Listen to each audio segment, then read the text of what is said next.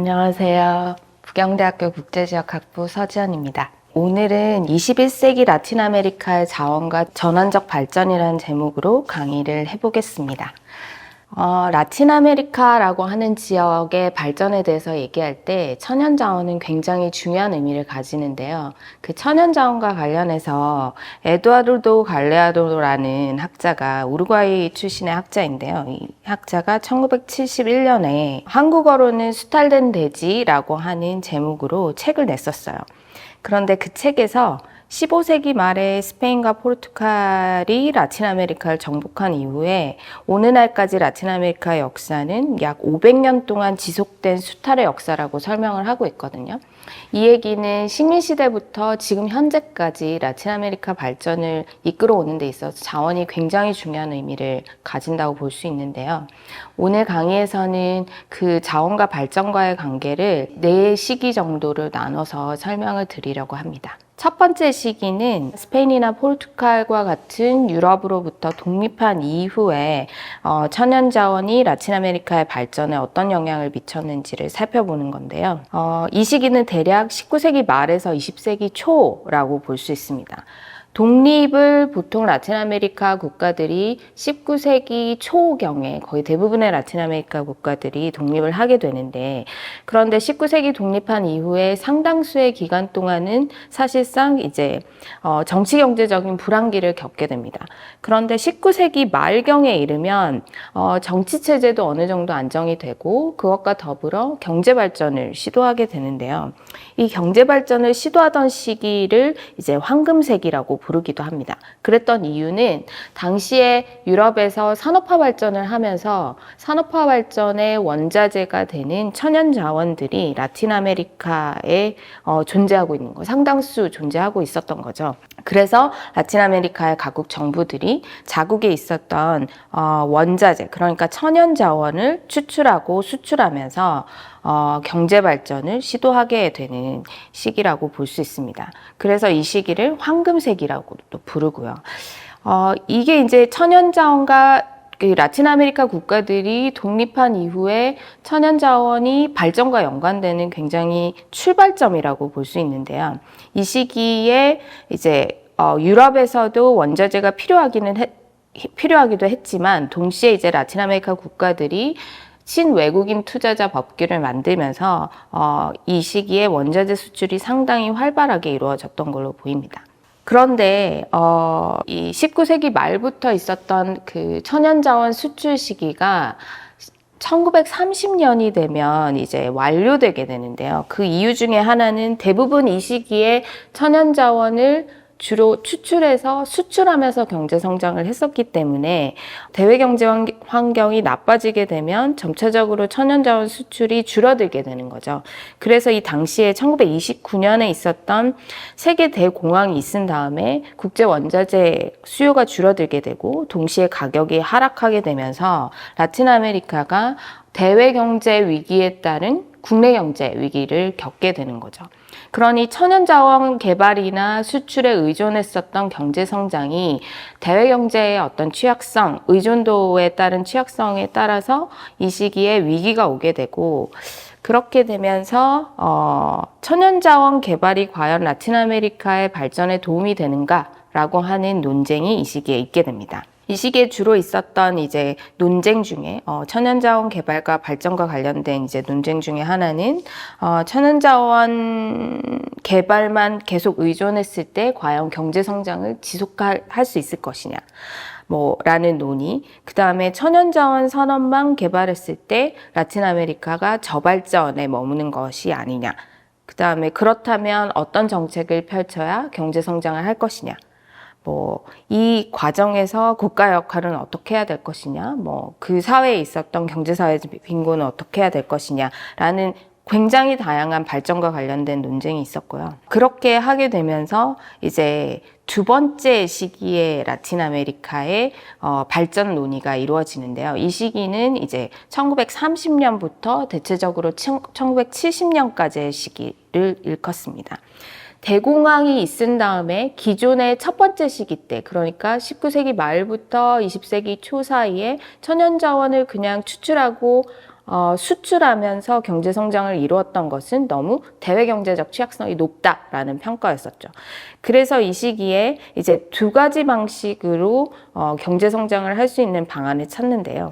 첫 번째가 이제 산업화 발전입니다. 그러니 천연자원 개발은 그냥 원자재를 추출하고 바로 연계 효과, 그러니까 국내의 연계 효과가 없이 경제 성장을 하는 형태였기 때문에 뭐 고용 측면이나 혹은 내수 활성화의 측면에서 이제 한계점이 있었던 거죠. 그래서 산업화, 유럽 국가들과 마찬가지로 산업화 발전을 해야 된다라고 하는 것이 경제 성장 전략으로 이제 제안이 됐었고요.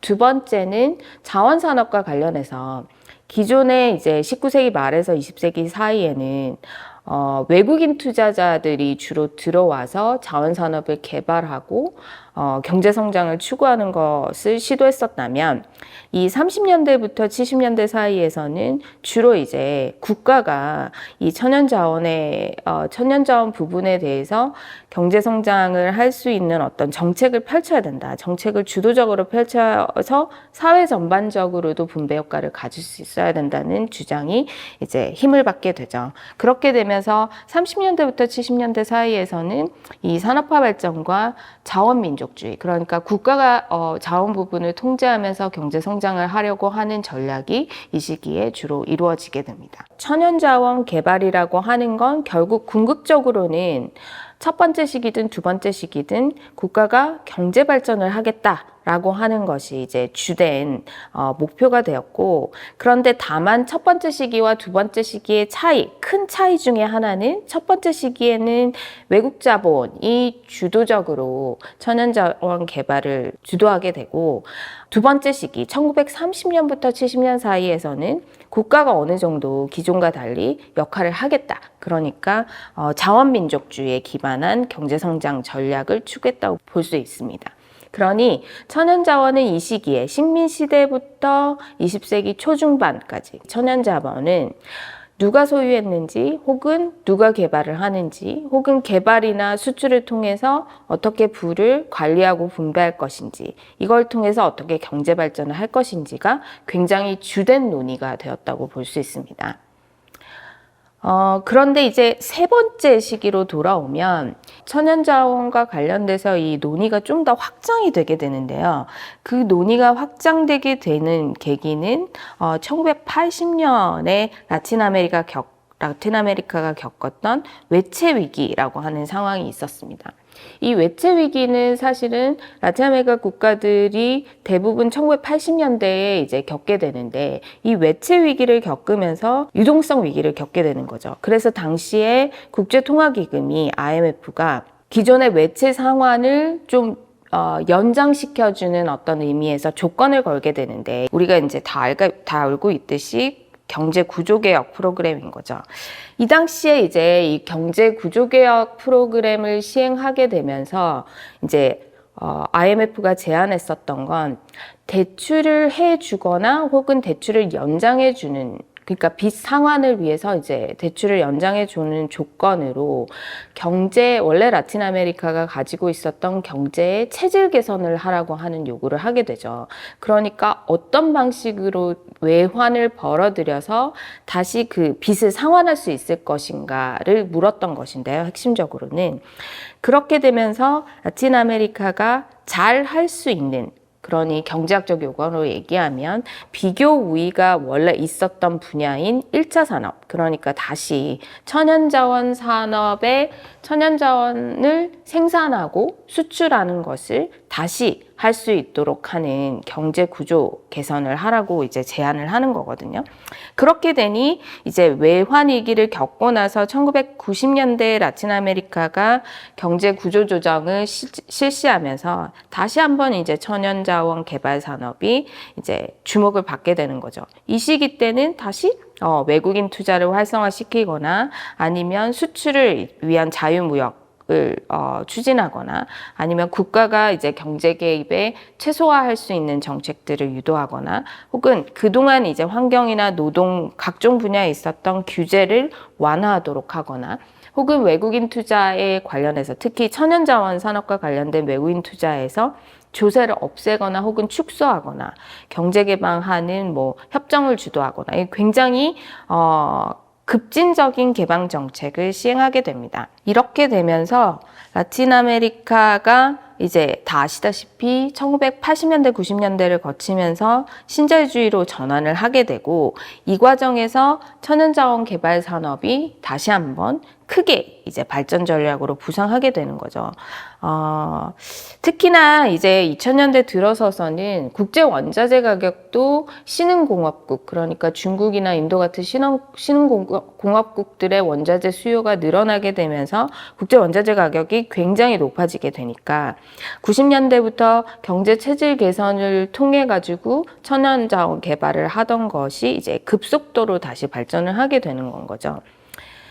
그렇다 보니 첫 발전 시기였었던 뭐 황금세기나 혹은 두 번째 시기와 비교할 수 없을 정도로 천연자원 개발이 굉장히 큰 규모로 광범위하게 실시가 되게 되는 거죠. 가령 광산이나 뭐 석유에 그 제한되어 있었던 자원 분야가 뭐 가령 탄화수소나 뭐 벌목산업, 재생에너지 뭐 이렇게 확장이 된다던가, 혹은 농수산업 부분도 굉장히 확장되는 거죠. 그러면 만약에 농수산업 부분이나 뭐 재생에너지 혹은 대형 인프라 산업들에도 외국인 투자가 들어오게 되면 실질적으로 이제 유례 없는 어떤 자원 개발이 이루어지게 되는 거죠. 그러니 80년대, 90년대 신자유주의 정책을 거쳐서 2000년대 이후가 되면 원자재 가격이 상승함과 동시에 이제 자원 개발이 굉장히 대규모로 이루어지는 걸 볼 수 있습니다.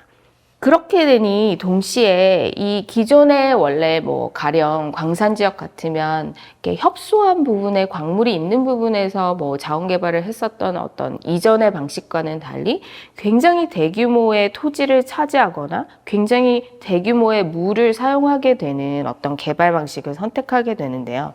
이렇게 되니까 기존의 라틴 아메리카에 살고 있었던 기존의 다수의 이제 대중들의 삶에도 이제 영향을 미치게 되는 거죠. 그래서 가령 물의 이용 문제나 혹은 토지의 이용 문제라던가, 혹은 이 자원 개발과 관련해서 이 토지나 기존의 토지나 물을 사용했었던 주민들이 이 지역에서 계속 쫓겨나게 되면서 뭐 생존이나 생계를 요구하는 어떤 움직임이라던가, 혹은 이 생존 생계뿐만 아니라 뭐 원주민의 권리라든지 혹은 생태적 권리라든지 뭐 문화적 권리에 대한 요구들이 계속 늘어나게 되고요.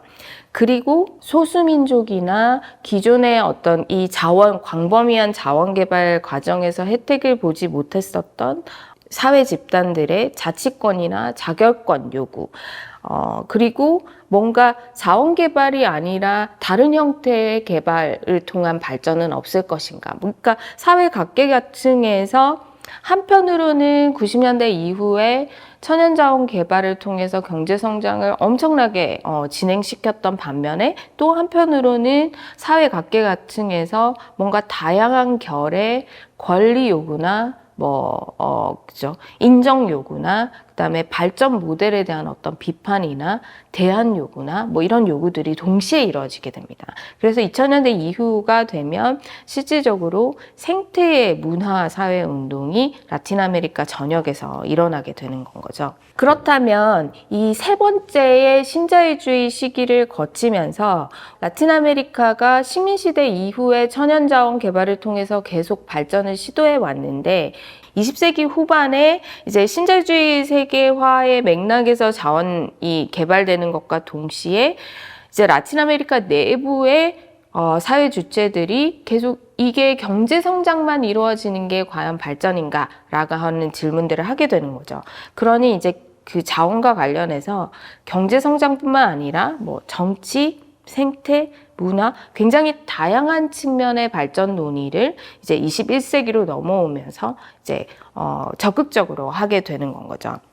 그래서 이 부분을 좀 가령 예를 들어보면, 여기 제가 이제 다이어그램으로 좀 이렇게 정리를 해봤는데, 21세기의 천연자원 개발 혹은 자연과 관련해서 라틴 아메리카 발전 논의가 어떤 식으로 좀 복잡하게 전개가 되는가를 살펴보면, 가령 이제 토지라는 걸 예로 들 수 있겠는데, 여기 토지는 라틴 아메리카에서 뭐 잘 알려진 토지, 큰 토지의 공간을 생각해 보면 대표적으로는 아마존 공간을 생각해 볼 수 있을 것 같아요. 그래서 아마존이라고 하면 기존의 경제 사회적인 발전의 측면에서 아마존을 개발하는 형태를 본다면, 뭐 아마존이 가지고 있는 경제적 가치, 그러니까 뭐 석유도 있을 테고, 그리고 토지를 통한 농작물 생산도 있을 테고, 그다음에 뭐 수력 발전을 통한 에너지 생산도 있을 테고, 그리고 뭐 석유 자원도 있을 테고, 아마존은 굉장히 다양한 풍부한 원자재를 가지고 있는 공간이니까 특히나 그 경제적 가치가 굉장히 이제 우선시 됐었던 거죠. 그래서 세 번째 시기였던 신자유주의 시기를 거치면서는 이 초국적 자본의 투자나 혹은 신자유주의 국가의 어떤 정책적 변화, 경제 체질 개선을 위한 정책적 변화를 통해서 이 토지가 경제적 가치를 창출할 수 있는 경작지로 이제 확장이 되게 되죠. 그런 맥락에서 뭐 가령 대두 생산이라던가 뭐 이런 것들이 이제 대규모로 이루어지게 되는데, 경제사회적 발전에 크게 이제 이바지했다고 볼 수 있는 거죠.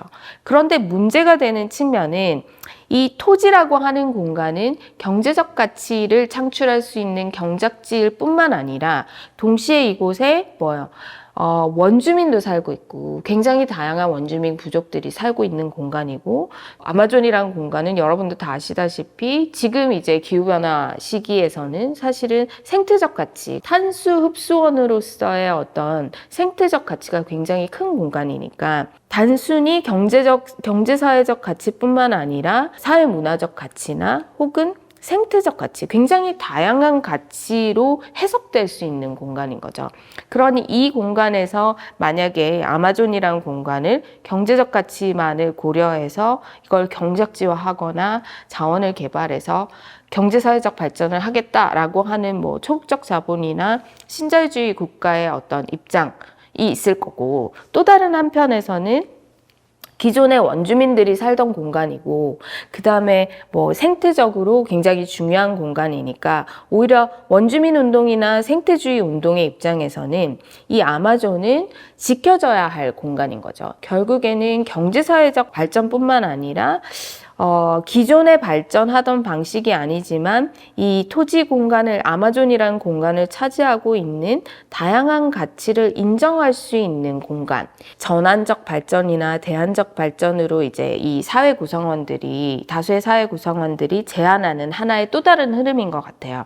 그래서 기존의 20세기의 자원이라고 하는 게 경제적 가치를 통한 개발을 통한 경제사회적 발전을 추진하는 것이 하나의 어떤 커다란 유일한 목표였다면, 지금 21세기로 넘어오면서는 이 공간이 가진 굉장히 다양한 가치에서의 발전을 모색하고 있는 이런 것이 이제 21세기의 어떤 자원을 둘러싼 발전 논의인가 아닌가. 좀 정리를 해보면 21세기에 들어서 라틴 아메리카의 천연자원과 관련해서 전환적 발전이라고 하면 실질적으로 어떤 한 방향성이 있는 게 아니라 굉장히 다양한 가치가 복합적으로 상충하거나 공존하거나 레이어드 되어 있는 어떤 논의의 장이라고 볼 수 있는 거죠.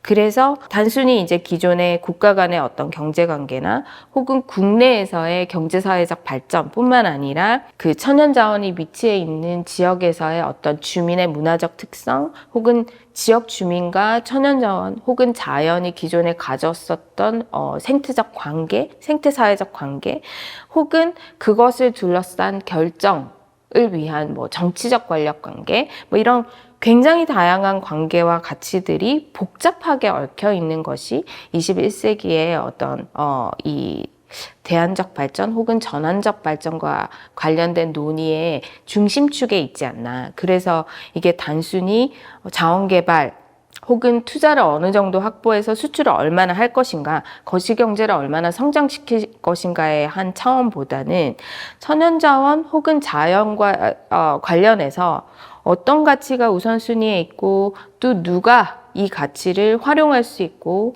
어떻게 이용할 수 있고, 또 이 가치의 우선순위는 누가 결정할 수 있느냐.